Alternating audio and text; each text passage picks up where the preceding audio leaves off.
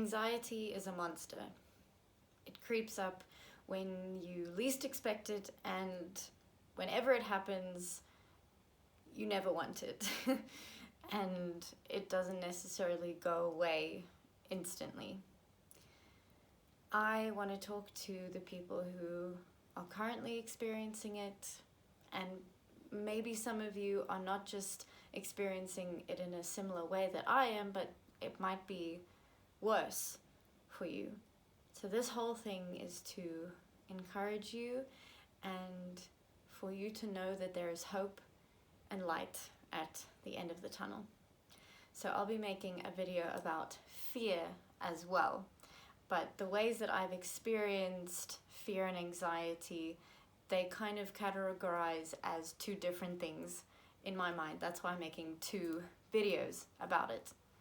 So the anxiety, when I use that word, I'm mostly referring to the physical symptoms of it, and then with fear, it's more so the emotional, mental, nightmares, visions, that sort of thing. So my whole anxiety thing started in January 2020, right after I broke up with a really toxic person.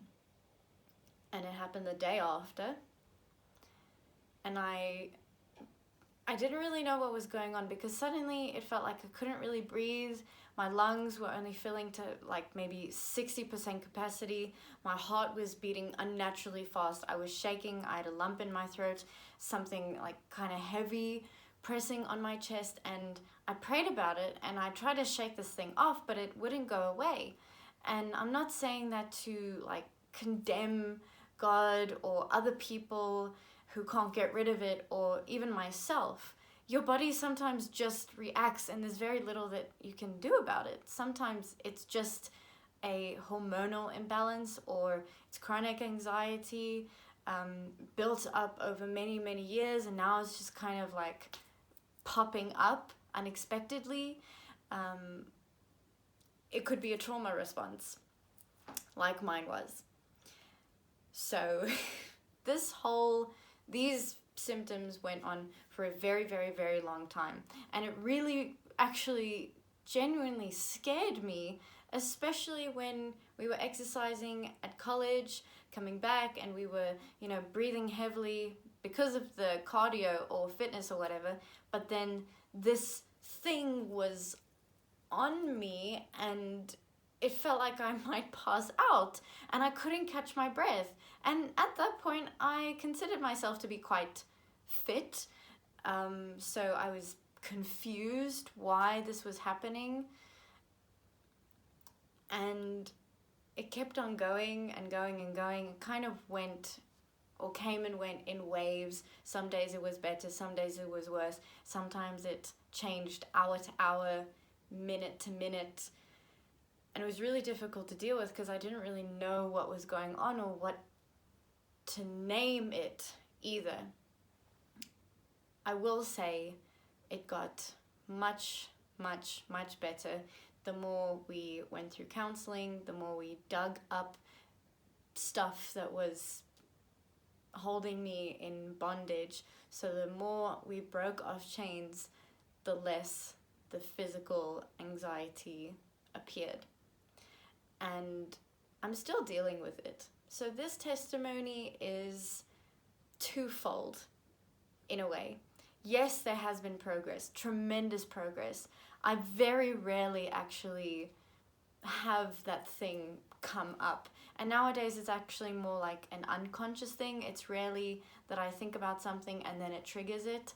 It might be something I smell or taste or hear that just fires that thing off and my body reacts. But because I know that now, I'm becoming more conscious of it. So when I become consciously aware of it, I start praying. I try to move my concentration to another thing, another activity. If I'm washing the dishes, I might walk away or look outside, out the window, and I'll try to focus on God and try to picture Jesus in front of me and declare scriptures like, no weapon formed against me shall prosper. And Lord, I pray in your peace that's beyond understanding in Jesus' name, and a few other things which I will try and find and put in the description of the video to help all of you.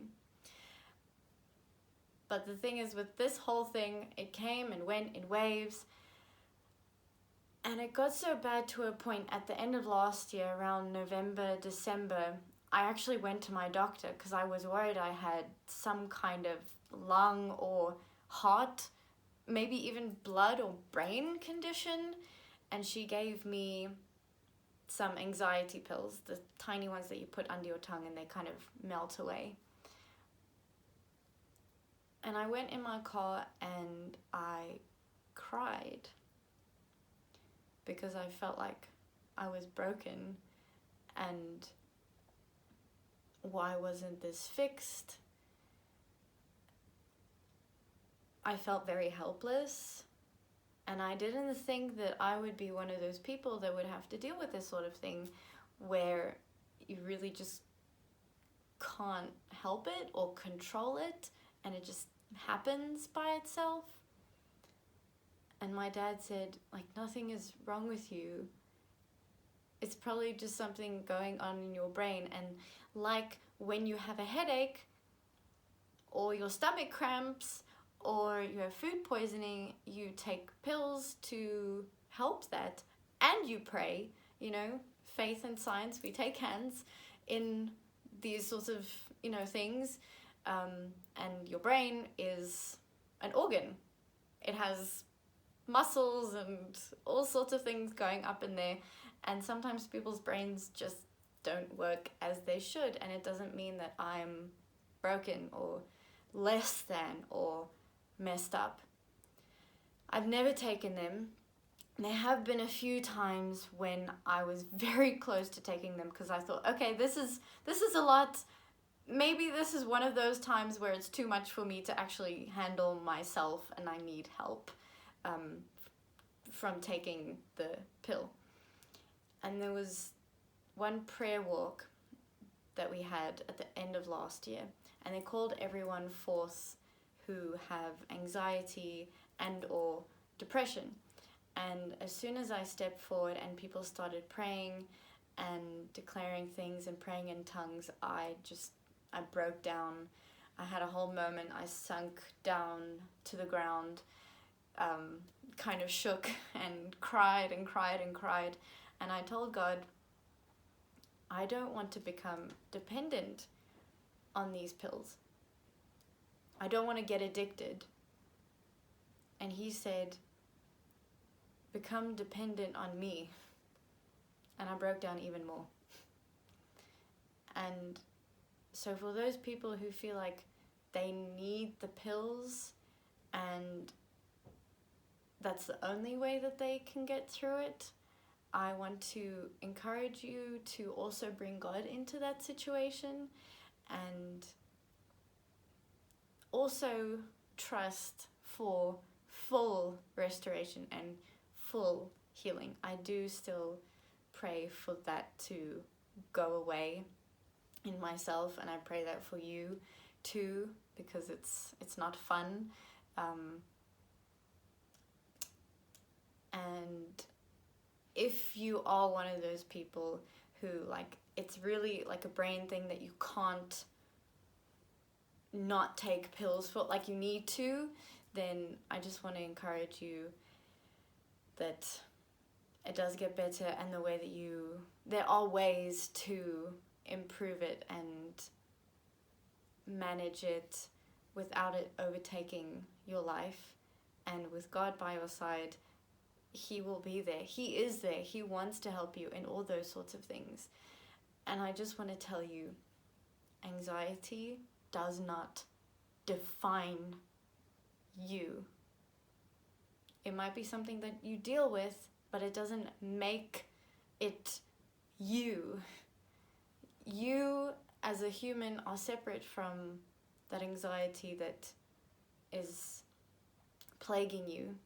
But I also just want to declare right now that the enemy's plans are null and void, and that we break any bondages over your life in Jesus' mighty name.